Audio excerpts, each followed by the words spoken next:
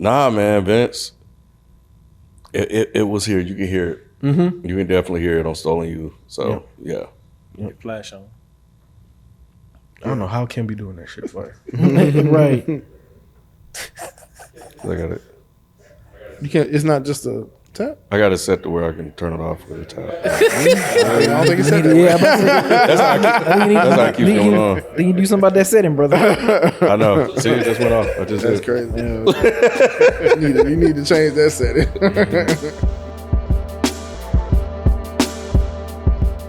Dead in Hip Hop revisit. We don't do many of these, but when we do them, it's dope. So we appreciate you guys watching. The whole crew is here, plus a plus one. Ashton. Sound like a double next. Right? Again, thank y'all for having me. Appreciate you coming through, man. Today we are talking Vince Staples and Larry Fisherman, aka Mac Miller, on the production. Stolen Youth. This is a project that we never officially reviewed on Dead in Hip Hop. However, if you do want more reviews than what we do on Dead in Hip Hop, go subscribe to D365 Reviews on YouTube right now. Me and Ken, we drop daily music content, so we appreciate you. And you can also get it on Dead in Hip Hop's podcast. However, we are revisiting this project, and that's why we had to bring a youngin, because this project is 10 years old. 11 years old. Yeah, it came out in 2013. 11 years old.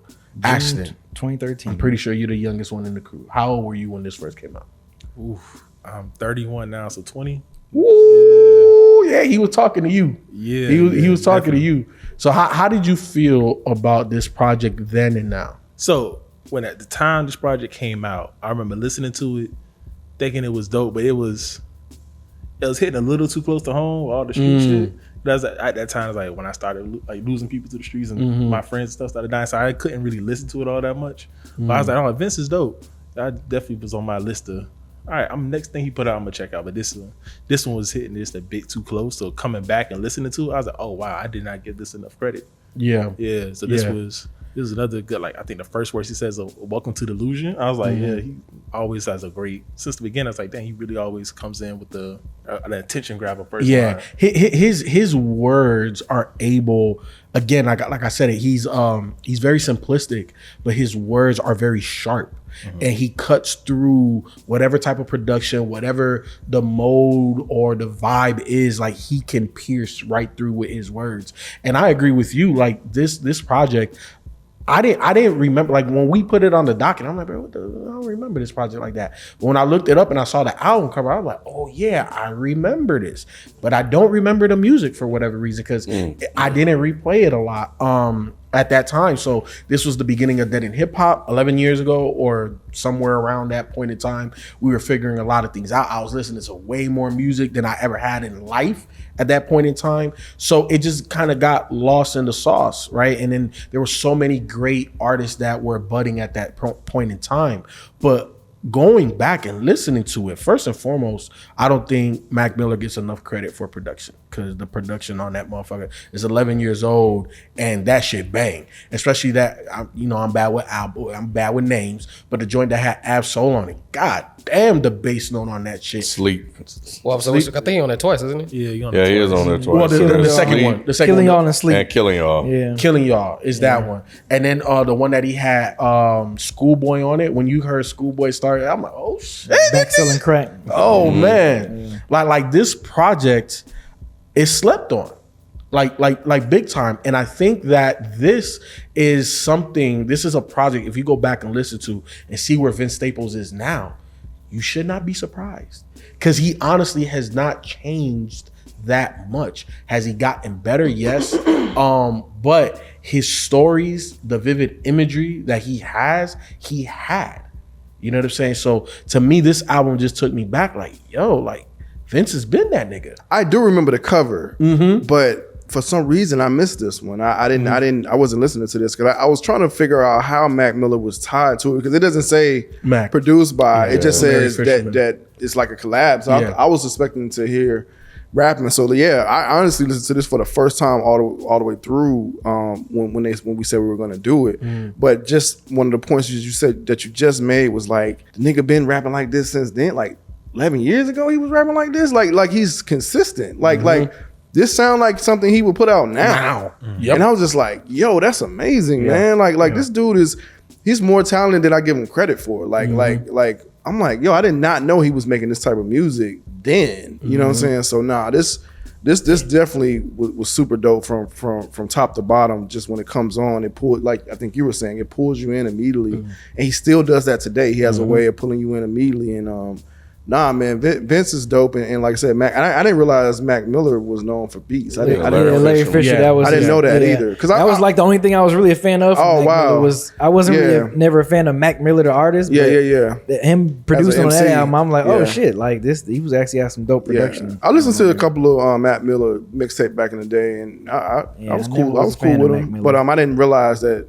I don't think I realized that he did beats like this. I didn't know that. He had a project because he used to rap under the moniker Larry Fisherman as well. Right. But it was more of his producer thing too. So yeah, I didn't back then. I didn't know, but I would definitely say I was the biggest Mac Miller fan. Yeah. On that end. So for me, obviously I went back and all of that. So yeah, I didn't realize at the time, like at that point in time when this shit came out, that was Mac. And just going back, knowing everything I know now, I was like, bruh, this production is on point. I remember when we did Summertime 06. I can't remember if I said it then. I probably must have tweeted it out during the time when that album came out. But I remember not really caring for Summertime 06. I was like, well, shit, the project that I still play from him is Stolen Youth. Like, that's the project I was revisiting a lot from Vince during that time. I know people was like going crazy over Summertime 06. I'm like, Stolen Youth is better, y'all. Like, in my opinion, I feel like that was a better overall project than Summertime 06. And people thought I was bugging. Like, I was like, nah, nigga, Stolen Youth is it for me. Yeah, Summertime 06 sounds commercial in comparison to this. This sounds more independent, sounds more street, it sounds more raw than what Summertime 06 was. Maybe that's why I liked it so much. It was just so raw, and the production, Vince was, I feel like he was more menacing in that on that album than he was on Summertime 06, but that's just me. Some people would beg to differ. Yeah, so to give like a quick, like just kind of fun fact about this album, this project specifically, Vince was still actually learning really how to rap when he was making this project. Mac was teaching him a lot of stuff. He didn't even know what a metronome was. Because he was saying like it was difficult for him to make this project. Like he felt like it was really Mac Miller's album because they pretty much was like you said, kind of showing him how to teaching him how to write and rap. So the whole background story behind this how this album kind of came about was Mac, of course, and Vince met because of Earl Sweatshirt. Of course, that was a mutual friend between the two. Right. And Mac found out that Vince rapped. He's like, oh, you rap? He was like, when you got a project coming out. And Vince was just like, I don't got no beats, bro. So next thing you know, I think he said like either a couple days or almost like a week or so later, Mac called him and hit him up. And he was like, yo, I'm outside. Let's go. I got some beats for you. Let's go make some music. And he will actually come and pick Vince up from his grandmother's house and go to the studio. And that's how they was working on this project. That's dope. Yeah, that's dope. I think he never charged him for a beat either. He just said, when you get on, buy me a car. Yep, that's what he said. I wonder if he ever did that. B, you're not alone, bro. Okay, I thought You're I not was alone. Remember, I was not a fan of Summertime 06. Okay. But didn't you end up liking it later on? Oh yeah, I came around. Yeah, later I on, never but came around. The first time we did that review, I never came around. To I was this day? still Stolen Youth. I still prefer that over Summertime 06. Oh, I would probably listen to this over that, but I do like Summertime 06 more than I did at the time.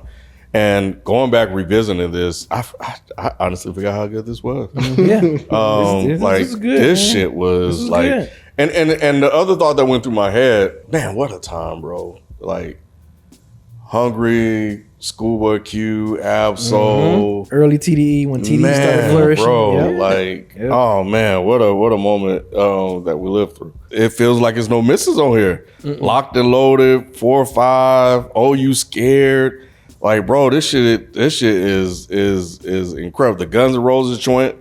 I remember Joey Fats. I don't know if Joey Fats. I think Joey Fats still around. He is. Chipper Jones. Yeah, I fuck with Joey Fats. Yeah. I fuck with Joey Fats heavy. But yeah, and then right after this, he did Hell Can Wait in the next year.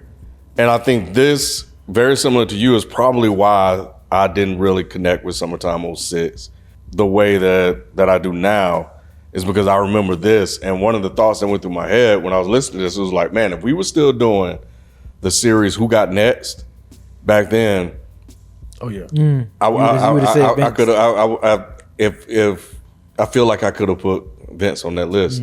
I don't know that definitively. I can't say that, but listening to this, I'm like, you can hear the stardom. You can hear the talent, and it's with the story that Sonny just said, it's a very raw talent that was still being nurtured and developed until he got to where he is now. Man, an incredible, gifted writer and artist, bro. And yeah, I'm with you guys. Like, I did overlook Larry Fisherman / Mac Miller's contributions to this album from a production standpoint. I think I was cool with his production.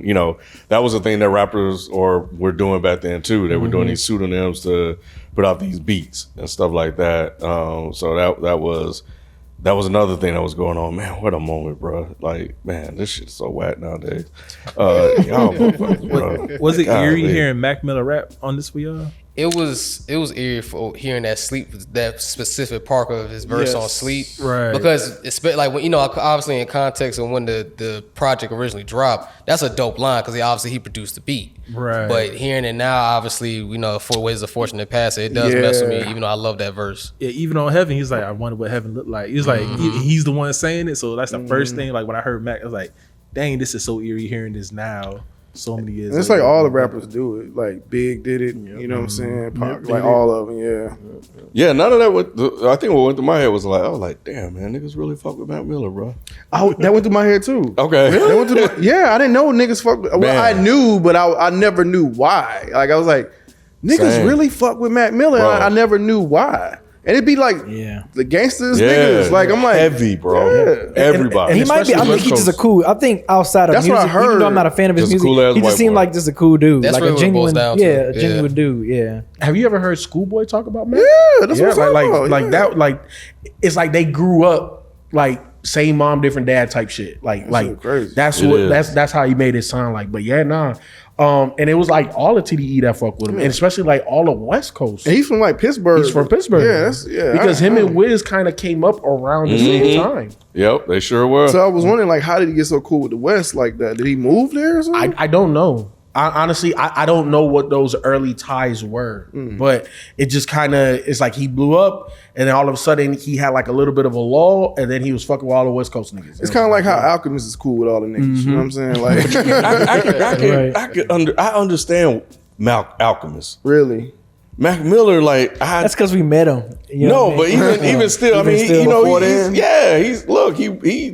OG. He's been around, so it makes a little bit more sense. And I think maybe you're right. We did meet him, so that probably adds a little additional context. But how does it make sense? Because he's an OG when Mac Miller literally came up with all of these guys that we're talking about. Because of the style of music that Mac Miller makes. I'll give you that. That's what it is. So that's what it is. Yeah. Okay, so you're saying like off of Best Day Ever and that versus like Blue Slides Park and all those. Yeah, when you hear that version, that Mac Miller, and then you hear Schoolboy talking about, that's my dude, bro. Like, and all these guys like, wait, Blue that guy? Yeah, it don't match. It don't match. But I'll say this though, like once you get into more of his later work though, so like the Good AM, the Faces, movies with the sound off. We going back to like the whole him having like the sub names and stuff like that. He also had a name he went by called Delusional Thomas, where he really I remember. He really went to that Earl sweatshirt kind of odd future type of bag. So that's what I really think is just he's just a cool dude, and he really just generally just like making music. And he just kind of naturally just found himself in these spaces with these people, and they just connected. It was a little eerie, but it's always I always find enjoyment listening to Mac Miller. So whenever I go back and revisit his works, I'm cool with it now. It's been a minute. It's been a minute since he's gone. But Shanae was on here. She was so good, bro. Man, there was a lot of people that are big names now, but were on the up and up then. So this was like almost. I don't think none of those people really thought that Vince was going to be what Vince became, because I don't think we even thought Vince was going to be what Vince has become. But it was just, you could tell like the hunger, like listening to Ab, like that Ab. That's the Ab I miss, bro. That's where that nigga at? Oh no, man, his last project was good. Yeah, I was talking about Ab-Soul. Yeah, his last album was good. I'm just look. I'm not. What I'm saying about Ab is that Listening to that and then Control System, it's like we thought that he was going to be on that trajectory, and it was a rocky road at times. No, it was. You know what I'm saying? Rocky. It was just a little bump. Yeah, a little bump. It was a pothole on the highway. That bro. nigga bent 2 rims. Nah, I like the album, but nobody did. Okay, Big it is man, what It was bro. just that one album. Okay. It's Yeah, literally just just that the one one. Yeah, album. that these days. But you mentioned Janae. Obviously, Schoolboy was on there. They were not household names at that time. So, Yeah, and an hour long too. An hour long. and which is and it doesn't feel like it. But that's another thing too. When I listened to it, it didn't feel that long. But then when I was looking at it and I saw the length of time, on, like some of these tracks were like 5 minutes. Yeah. I'm like, bro, think about how much music has changed in just the last 10 years, where tracks now are 2.5 minutes. If that's a long track, 3 minutes is a long track versus 4.5, 5 minute tracks. You know what I'm I saying? mean, it's a mixtape too, though. Yeah. Yeah, but still, you could tell that the structure of the song was more based on traditional versus where it has kind of gravitated towards that. But he was definitely, on that shit. was. The content was definitely really strong here, to go along with the production. Nah, man, Vince, it was here. You can hear it. You can definitely hear it on Stolen You. So, yeah. Well, shit, any final thoughts on this particular project? No, just as a first time listen, man, it feels fresh. I would have thought he came out with this yesterday. So yeah, man, he followed right on suit like years later, in my opinion. And that's like I said, that's my perspective of hearing it for the first time. Yeah, he could easily drop this tomorrow, Right. and it'll feel like it's new for a lot of people that just got on events. And then he followed with Hell Can Wait, which was just as fucking good. Yeah. So he went back to back. I thought, and like I said, if we did that series that year, he probably would have made the list depending if this was out at that time. But yeah, he's definitely at superstardom. I feel like starting to kind of show on him with just the way he was able to write and craft songs with message. And that was also one of the things that I loved about Kendrick Lamar, is that he was able to be commercial sounding, but still put message in his music. And Vince was doing that as well. My biggest takeaway is Vince been that nigga. Like, you been that nigga, bro. And listening to this, like what Modest just said, like it feels fresh than a motherfucker. Like the nigga just baked the pizza and ding, it's ready. Like, what the fuck is happening? But nah, this is an amazing project. Good to hear Mac. But yeah, nah, Vince been that nigga though. The two biggest takeaways I've had was kind of still seeing his growth from what he came from. From now, it's like he's really accepting of his environment and things he had to do, to the music he makes now. It's okay, but why are we like this?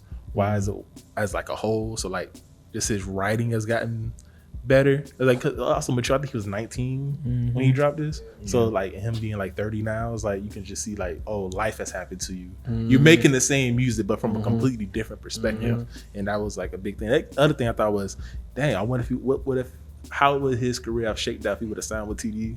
Because like thinking back on it, it's like, all right, you had Absol twice, you had Schoolboy on here. You was on Schoolboy, second album? Blank Face. Yeah. That's third You album. had third album. You had Kendrick on Big Fish Theory. Yep. Like he's been rocking with TD for so long. I was like, They probably was all in the same circles, man. Right. They And probably ran was with all- Our Future too. Yeah. My biggest takeaway is this still, if I had to rank his projects, this would probably be like a top 2 or 3 for me still. Like I still go back to this project damn near the most out of all his projects is Stolen You. It's crazy. It's not, looked at as that much. I mean, for me, I look at it as a super high regard, but a lot of folks, don't. Not as much as I do. Some people still don't know about this project. That- It's that's crazy. That too, yeah, that too. So it's just like, bruh, like Stolen You. If y'all haven't checked it out, check it out. This is one of my favorites from Vince. Well, you already know what it is, man. Whatever your thoughts and comments are, leave it in the comment section. We out.